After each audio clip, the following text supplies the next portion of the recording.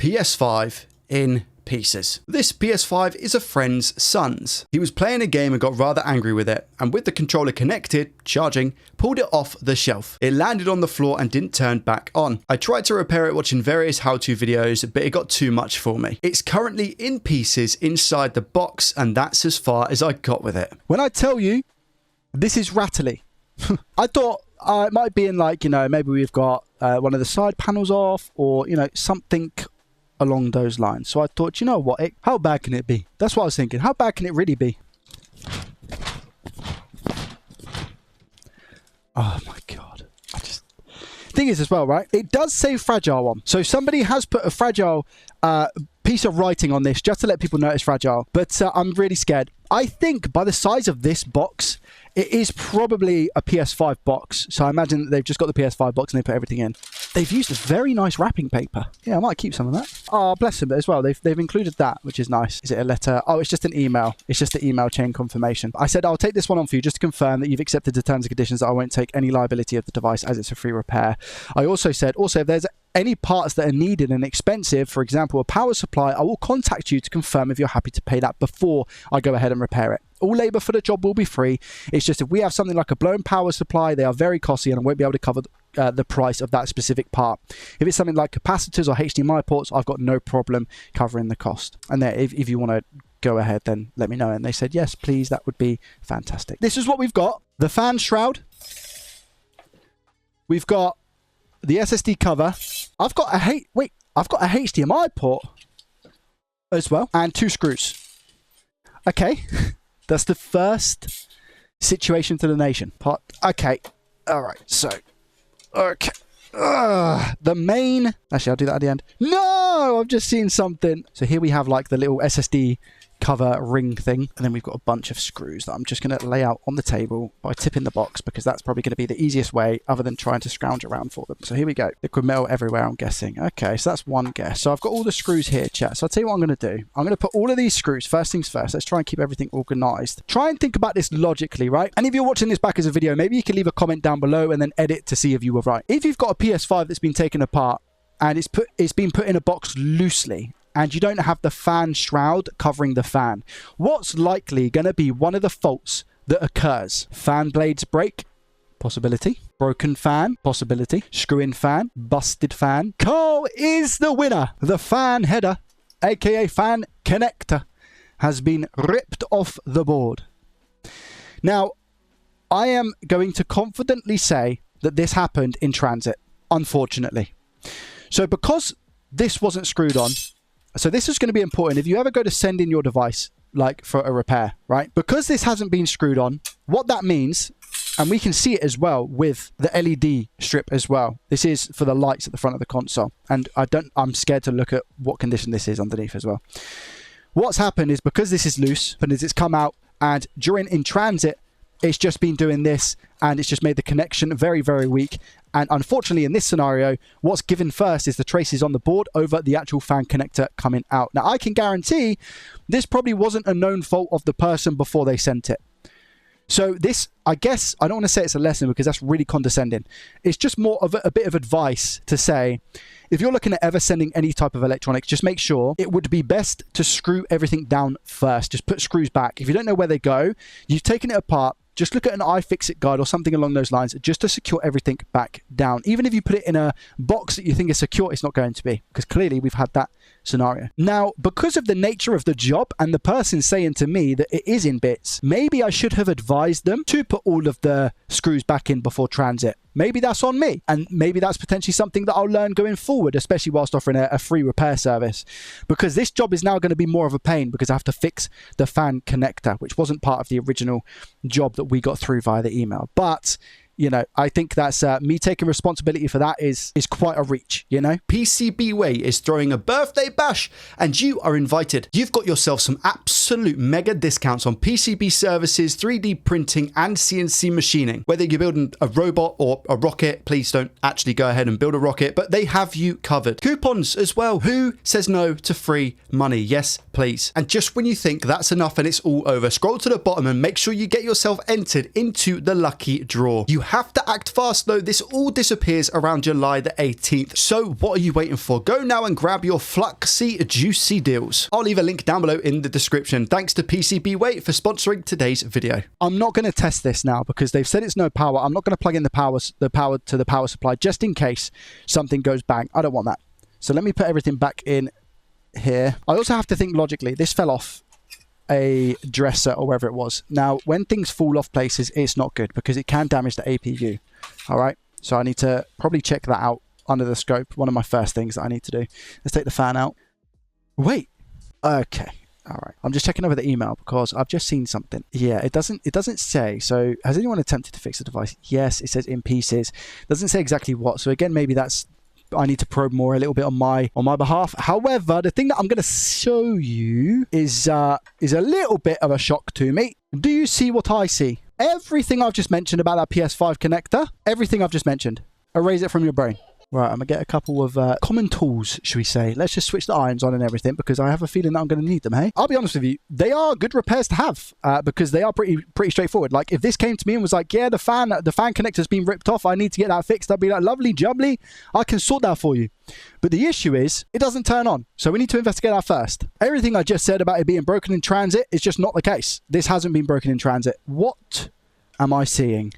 Oh, no. Now, pay very, very close attention here. Number one. We have an elastic band. I don't know why. I can't tell you. I've got no idea why there's an elastic band in this PS5. I don't know in what sort of like scenario you'd need a rubber band. Oh, so Mob Psycho, big shout out, says maybe the screws were wrapped in the rubber band. Do you know what I'm going to say? Because you've just now actually reminded me something. Maybe one of them was stripped. And what he done was he used a rubber band, because I've seen people recommend this method, and he might be able to correct me if he does watch this back. But maybe what it is, and I can see some dents in it, is he had a strip screw here. So what he's actually attempted to do is put a rubber band down on and twist it to get the threaded screw out. Why it's been plugged in, I have no idea. The person said, it's not powering on. I said, I'll take a look at it, no problem at all. There's a couple of screws back in the wrong places. This may have solved our case.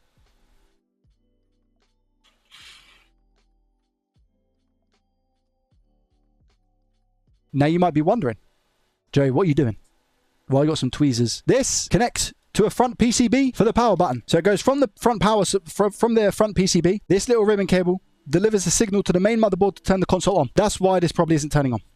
Let me check the HDMI. It's falling out. I was like, let me check it. And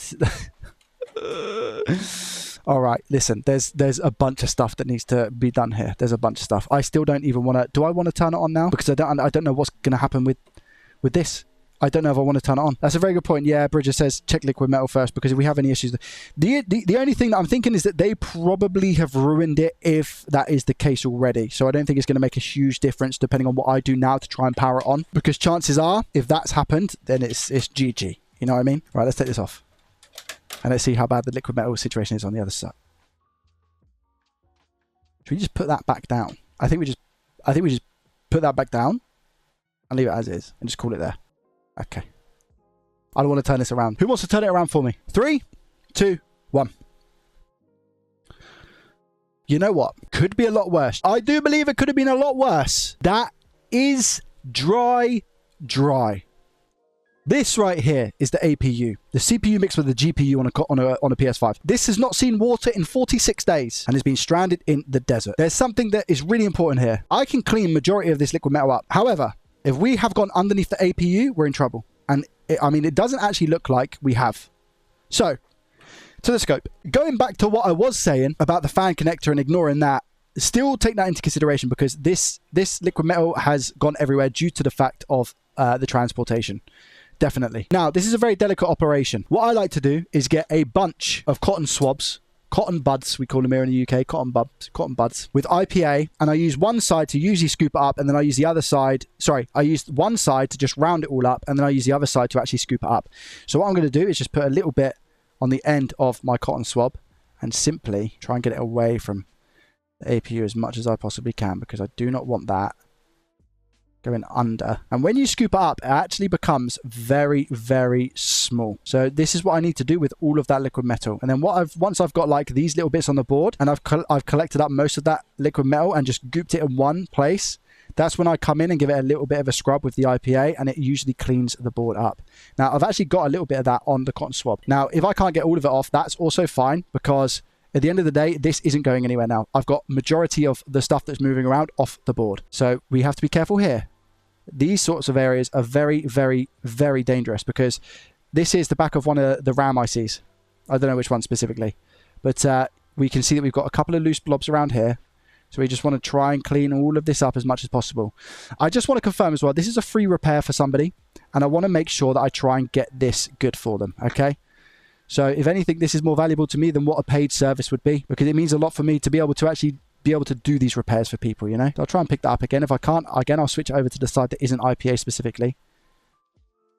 But there we go. And then you have to be very cautious. Do you know what happens? Sometimes you can do that, and the smallest little blob, when you're carrying it off, it can drop somewhere and dispatch the whole thing. Watch this, ready? I'll do it for education purposes. This little thing here is liquid metal. Watch how much this spreads. Look at that. Wow, wow, wow. That's why you need to be careful and try and get all of the liquid metal off. It's so dangerous, because it's conductive, right? We're looking good, specifically around the APU area, which is massively what I wanted. I tell you where it's going to be quite difficult to sort out. It's going to be here, guys. Look at this area.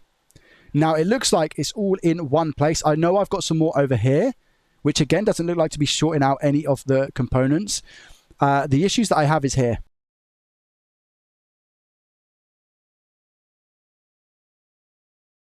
So what I'm doing now is just cleaning up the last little bits of the liquid metal that's on the actual chassis. Okay, cool. I think we're good. Now I'm just putting the liquid metal back on, because the fan isn't working on this, so I don't necessarily want it overheating. Now, the PS5 should stay on long enough for me to at least get to a white light, even if it repairs the database. I hope anyway. I'm looking for an LED here. I'm looking for it to go blue and then white eventually, okay? That's a 030 motherboard cable, because that's way too long. 3, 2, 1. Please go to a white light. Is it a beep on, beep off? It's a beep on. It's staying on. It's a blue light. Show me a white light. Show me a white light. I really hope I can get it working, considering the state of what it was. There we go, baby. It might go back to a blue light, depending on what actually happened with it. Wait there. It might go back to a blue light, because then it'll be just repairing the console database. It's just a white light. It's on. It's not gone. It's not gone back to a blue. Guys, that's on. That PS5 is on and working. Amazing. Oh, there. Okay, all right. There's the blue light. See, I thought it might do something like repairing the console database. The reason why that happens is because the console does several checks upon booting up, and if it was shut down incorrectly, which it most probably was last time, then it needs to repair the console database. I've just got 3 beeps, which confirms that we're on the white light now and that we're all good. Now, to stop this from overheating and ultimately dying, which I don't want it to do, I'm going to turn it off. But that is really, really, really good news. I've got 1 beep. I got 2 beeps. So we got 2 beeps as well. I need to remove the rubber band. I need to replace the HDMI port. And I also need to fix the fan connector. So I don't know if the best way... I'm going to try IPA here, actually. I'm going to try... Because a lot of people shout at me and say, Joey, the best way to get rid of glue is IPA. So I'm going to try that out right now. IPA. Let's see if this theory works. So I've put IPA on some super glue. Does IPA get rid of super glue? Not with a cotton bud. I will now switch to a spudger, something a little bit more robust here. I mean, I don't want to rip anything, and IPA definitely doesn't seem to be doing the job here. So I'm going to go 450 degrees Celsius. I've got my fan on, my extractor fan, okay? Because if you don't have your extractor fan, you're going to breathe in a lot of fumes that are not good for you. But if I come in with some heat now, do you know what? I need to even go closer with my fume extractor, because I can smell that. And do you know what? You shouldn't be able to smell it. That's the whole point. Do you know what? I can't even really tell if this is melting or not.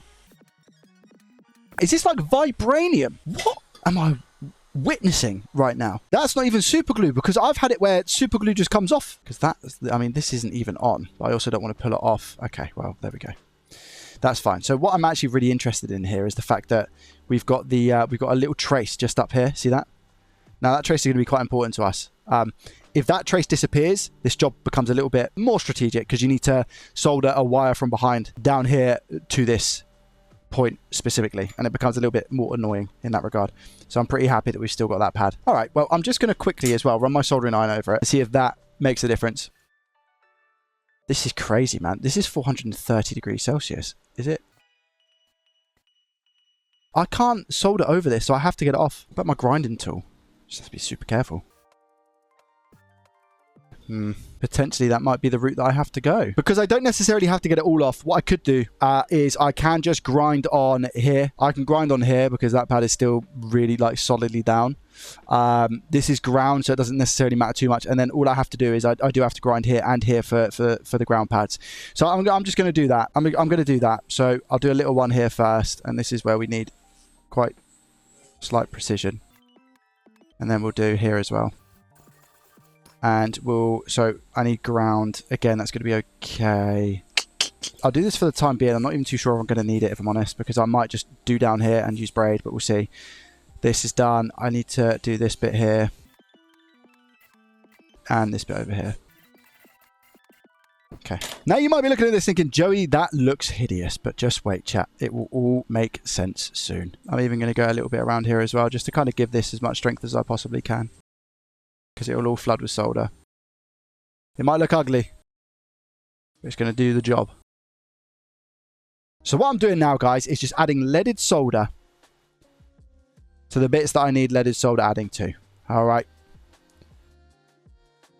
And can you see how we got that small, tiny little ickle blob? Let me, I'm going to switch lenses to the L. That should give us a little bit of a clearer image. You see that now? So I've got this dot here, yeah? Now this little dot is a very important dot. So this is going to be ground.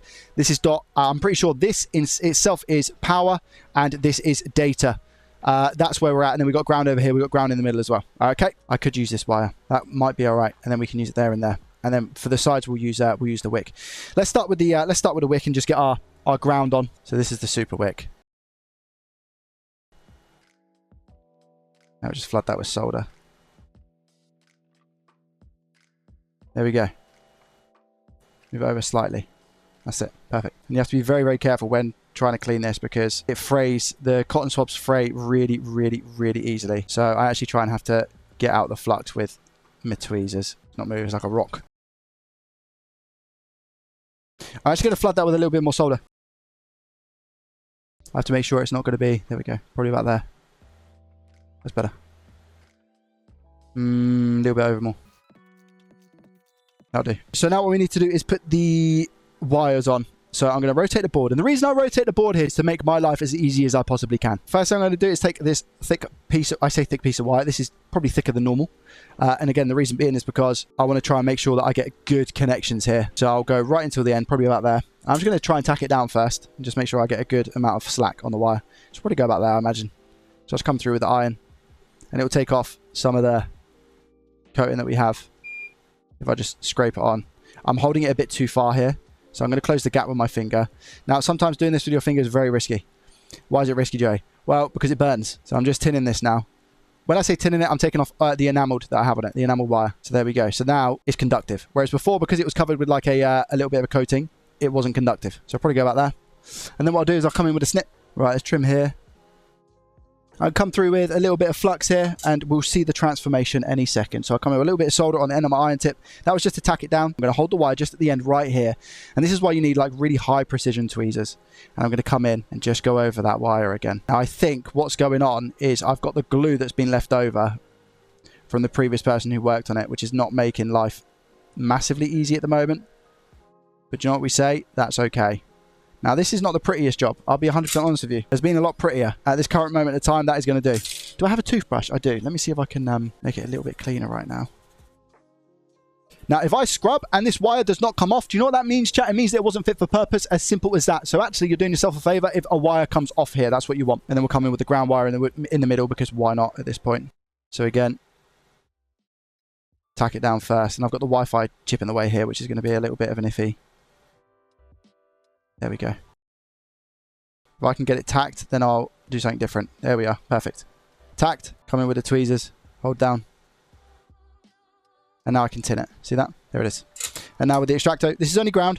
And then we'll come in and do the wire now. Now I'm just trying to think here. I might do it the other way because I've got the Wi-Fi connector in the way. So again, this is a good example of just admitting defeat in terms of being bothered to change the board around. I know it sounds really silly, but sometimes you get in such a like a flow state that you can't be bothered to turn the board around and you just kind of attempt it anyway. But this is a good example of not doing that and you have to turn it. And the reason I'm going from this direction again is because of the Wi-Fi chip. You might be thinking, Joe, what are you talking about Wi-Fi chip? What are you talking about? This thing here is the Wi-Fi chip on the corner. And it was preventing me from having the line straight. So again, I'll come in now with my wire from the other side and I'm going to hold it down on here. And I'm going to hopefully get a nice, good tin. There it is. See that? That's a really good tin. However, I also need to tin the wire. Oh, I've just taken out the other wire. See that? That's okay. We'll sort that out in a minute. I'm just going to carry on with this for the time being. Tin this. Not going to stop that job.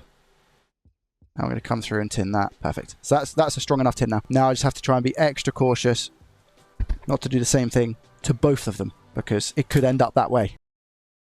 Because I have to tin it, and I think that's where it went wrong last time. So I do have to tin. So I'm going to just push this wire down like this and slowly and carefully try and tin this wire. If I, for some whatever reason, accidentally pull this, then I'm going to tear that wire off with it.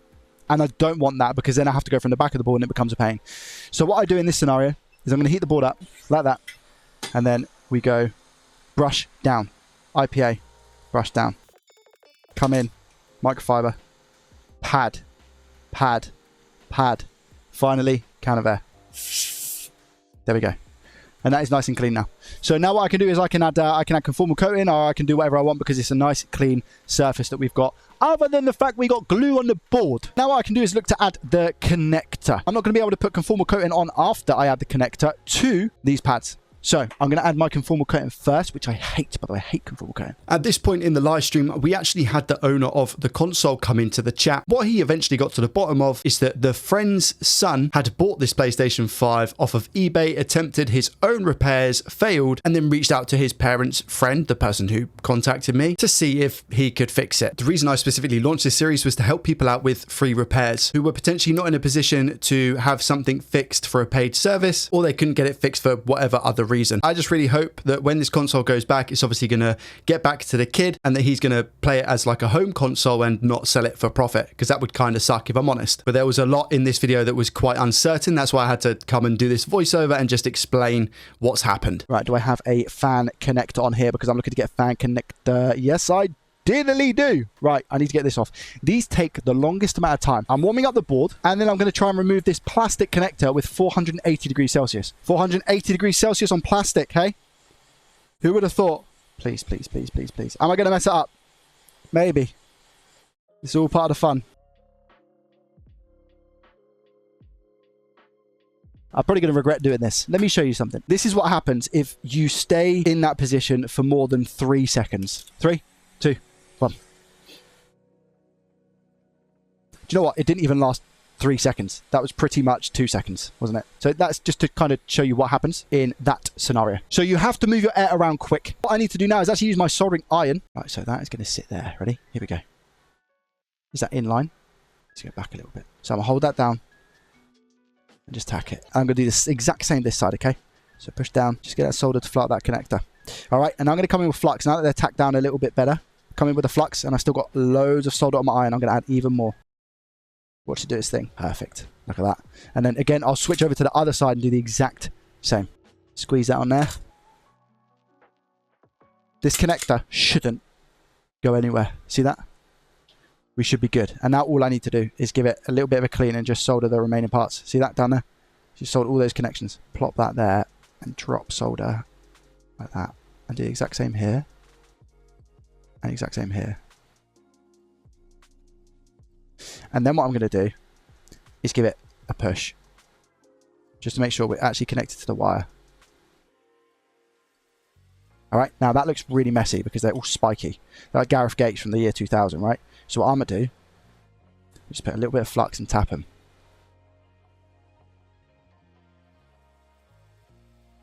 There we go. Now I'll come in with a... Well, actually, I'll come in with a clean first. So a bit of IPA. And the best way to get rid of this stuff now is going to be with this brush, because that's going to get into the places that I need to get into. I might have to come through with some hot air very shortly and loosen it up. I'm just going to come in with the brush first. Are the wires going to be joined up, or are we going to have some separations here? Because it's very likely we can have some separations that we just saw. That's fine. But to be fair, they all look soldered. They all look soldered to the pins to me. I'm going to put the multimeter into diode mode, right? And when I put my multimeter into diode mode, that's going to tell me the readings of each pin, and that would then associate the readings from the board onto the connector itself.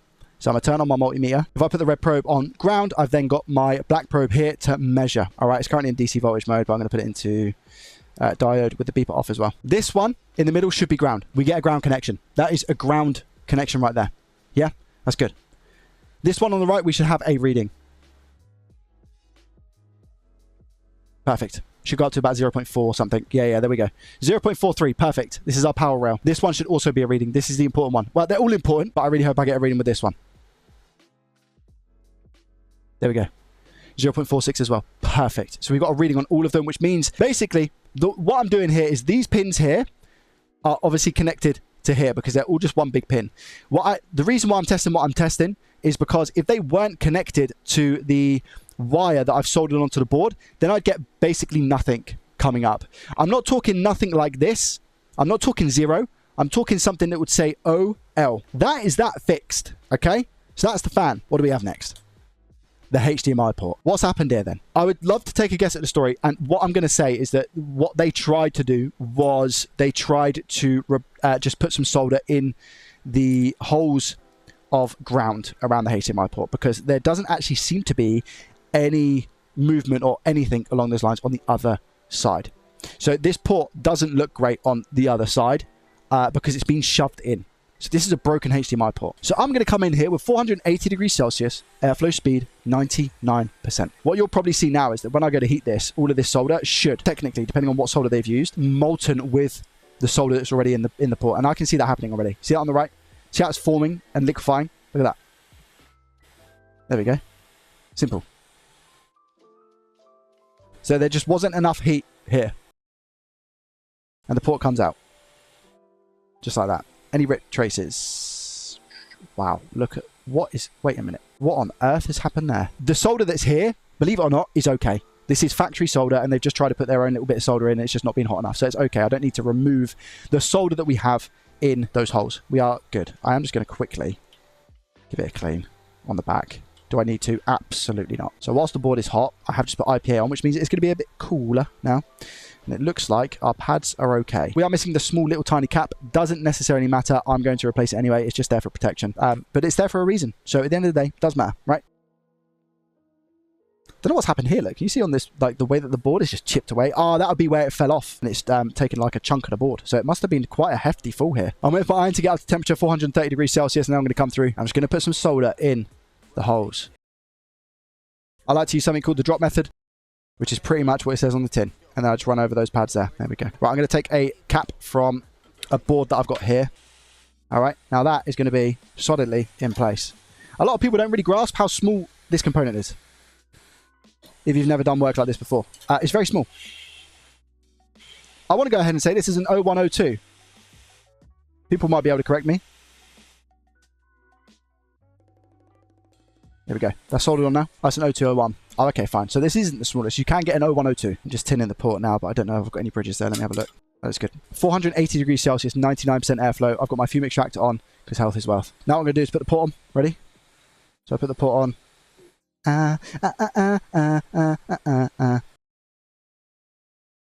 Well, I would put the port on if it would go in. Is there something blocking it? Is there something in the ground holes? There must be. Because all of those ground holes are actually molten. Look. And it's just not going in. That's very rare. I don't think I've ever had that where I've had to give it this much force. And it's just not going in. There must be something in the holes. Interesting. So a lot of people in that scenario would panic naturally. Because they're like, oh, it's just not happening. And they try to force it down and push it. And you'd end up doing some stuff. What I'm going to have to do here is a rarity, actually. I'm going to have to use hot air and a solder sucker. I have no idea what's in here. Now we do have to be super careful. Oh, something's definitely in that, I'm pretty sure.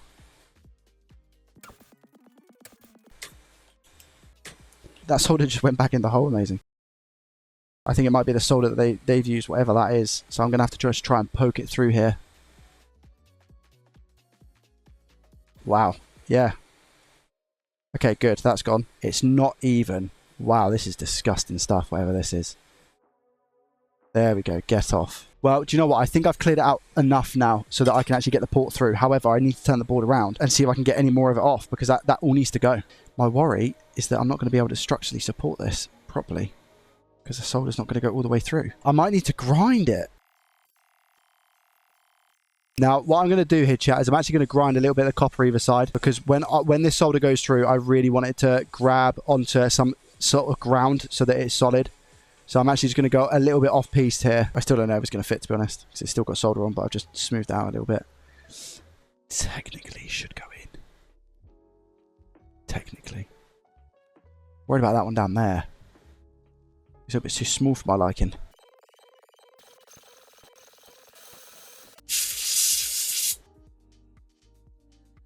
Yeah, that's what I'm looking for. Look at that. Here we go. Let's try that again. 480 degrees Celsius. Airflow speed is a nice, lovely jubbly.